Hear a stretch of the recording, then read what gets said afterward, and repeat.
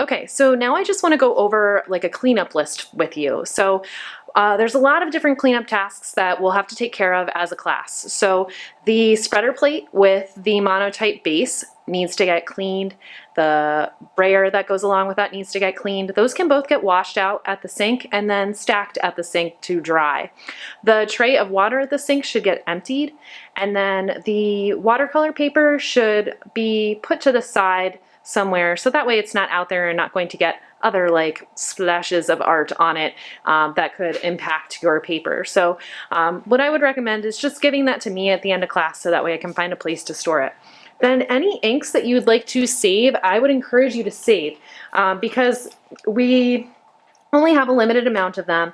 And if you mixed colors that you want to use next time, you can leave them on the plate, just mist them with a little bit of water,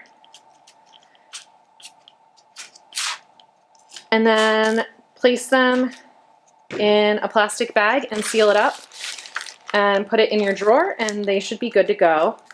The brushes, like always, should get rinsed out with cold water, and then the inks just need to get placed back in that bin underneath the press, in the cabinet underneath the press.